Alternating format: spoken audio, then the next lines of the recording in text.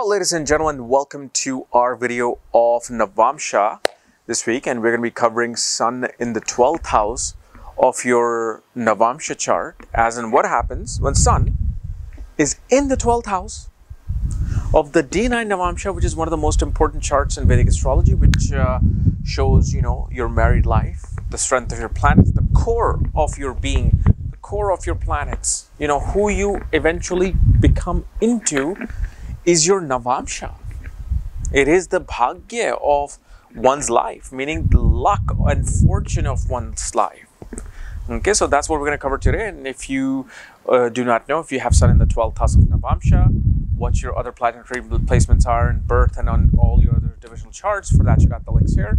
Check out my full astrological report, including my books, consultations, and link to my academy, Maga Vedic Astrology Academy, where I'm currently teaching planets through nakshatras and planets through ascendant, including my full course on astrology, which already is done and available. So let's get started with Sun in the 12th house. So what is the 12th house of your Navamsa chart? Well, 12th house literally represents the bed pleasures of marriage. It represents the losses you attain through marriage and your spouse. It represents the foreign journeys you take with your spouse.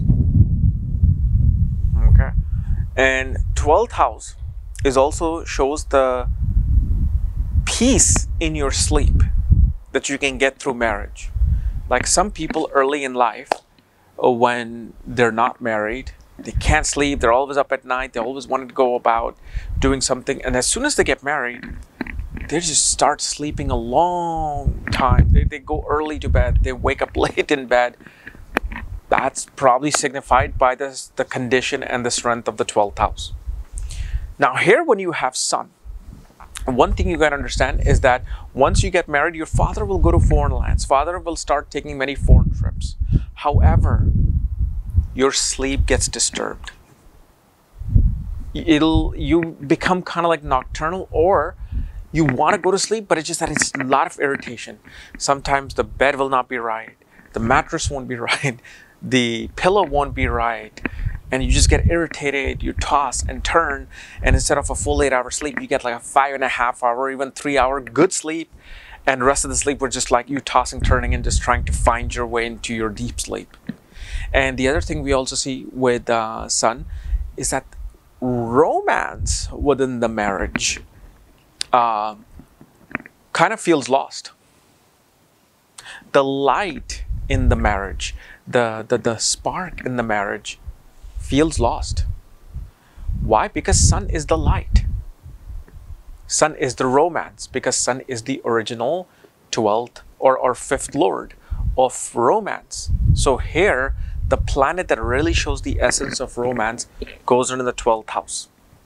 However, one thing we do see, that when a person moves to a foreign place, when they are in a foreign lands away from their birth city, that's when the romance becomes reactivated. Romance becomes more, it blossoms.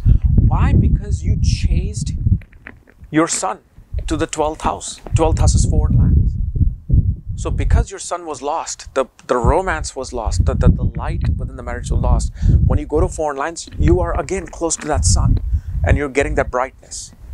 Sun also shows that one will have to spend a lot of money in taxes, giving a lot of money to the government. So this could be a good or bad thing. Good thing is that if you have to give so much money to the government, perhaps you're making a lot of money. Like if you have to give, let's say, $100,000 to the government, perhaps you're making $700,000-800,000 a year, $600,000 a year.